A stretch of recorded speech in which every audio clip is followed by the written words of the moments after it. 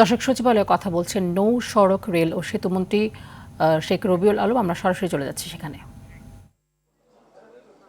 মোটামুটিভাবে অনেকে এখানে উপস্থিত থেকে করণীয় নির্ধারণ আমরা করেছি এবং সেগুলি দ্রুততম সময়ের মধ্যে কিভাবে বাস্তবায়ন করা যায় তার নির্দেশনা পেয়েছে সবাই।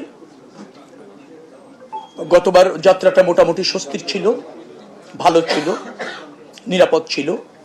এবার তার চেয়ে আরও কীভাবে ভালো করা যায়, আরও কিভাবে মনোরম করা যায়, সেই জায়গা থেকে নতুন আরও কিছু বিষয় আমরা যুক্ত করেছি। সবার পরামর্শ শুনেছি। যাদের দায়িত্ব আছে তারা আরও দায়িত্বশীল থেকে কাজটা করবার জন্য যে দরকার, তাদের সহযোগিতা দরকার, সেই দাবিগুলি তারা করেছে। আমরা তাদেরকে সেইগুলি পূরণ করবার অঙ্গীকার করেছি এবং আমরা মনে করছি যে নৌযাত্রাটা এবার যে কোনো সময়ের চেয়ে ভালো হবে। যেগুলি আমরা করতে সক্ষম হব তা আমরা চিহ্নিত করে ইতিমধ্যে কার্যকর করবার প্রয়োজনীয় উদ্যোগ নিশ্চিত হয়েছে। ঈদের 5 দিন আগে আর ঈদের পরে আবার 5 দিন, কারণ ঢাকার বাইরে যারা যাবেন না তারা ঢাকামুখী হবেন, তাদের সবাই ওই যাত্রাটা নির্বিঘ্ন করবার জন্য আমাদের এই আজকের সভাটা ছিল। সিদ্ধান্ত প্রায় 26টার মতো সিদ্ধান্ত হয়েছে, অনেক হয়েছে। আপনাদের কিছু জানার থাকলে ছোট পরিসরে জিজ্ঞেস করতে পারেন।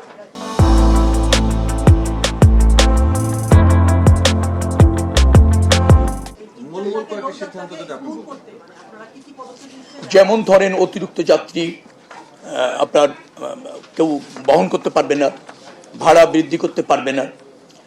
এই ঢাকার 0 পয়েন্ট থেকে শুরু করে সদরঘাট পর্যন্ত প্রায় 1.5-2 ঘন্টা লেগে যায় যাত্রীদের পার হতে।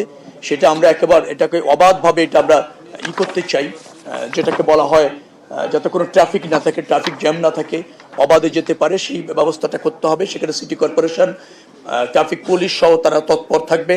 অবৈধ পার্কিং থাকবে না, অবৈধ দোকানপাট থাকবে না, এইটুকু জায়গায় যাবে। সদরঘাটে পৌঁছানোর পর টার্মিনাল যেটা আছে সেই জায়গায় কোনো দৌরাত্ম্য থাকবে না। যারা আমরা কি বলবো সহকারী বা কুলি বলে অনেকে, তারা নিয়মিতভাবে ফাংশন করবে।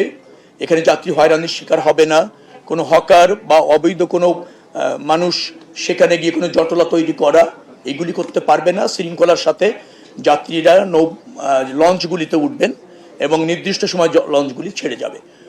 যাওয়ার পথে বাল্কহেড আছে, স্পিড বোট যত্রতত্র চলে। আবার এখান থেকে নারায়ণগঞ্জ পর্যন্ত অনেক জায়গায় আছে যে যত্রতত্র অনেক যান থাকে, অনিয়ন্ত্রিত, নদীটাকে কাভার্ড করে রাখে, পার্কিং করা নিয়মিত থাকে না। তো এই জায়গাগুলিতে শৃঙ্খলা থাকবে এবং আপনার নৌযানগুলি অবাধে তার গন্তব্যে চলে যাবে। নিরাপত্তার জন্য কোস্টগার্ড আছে, নৌ পুলিশ আছে, তারা তদারকি করবে। আবার আপনার ধরেন কোনো দুষ্কৃতিকারী অথবা ধরেন যেগুলি হয় কখনো কখনো নৌ চলাচলে এসে বাধা সৃষ্টি করে, এরকম কোনো কর্তৃপক্ষ কোনো জায়গায় এরকম থাকবে না। সেগুলি নিয়ন্ত্রণ করা হবে ও নজরদারিতে রাখা হবে, প্রয়োজনীয় অ্যাকশন গ্রহণ করা হবে।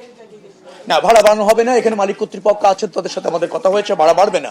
মোবাইল কোর্টের তদারকি থাকবে, সমস্ত সেক্টরগুলি ফাংশন করবে, সব সেক্টরগুলি ফাংশন করবে, সব সেক্টরগুলি চালু।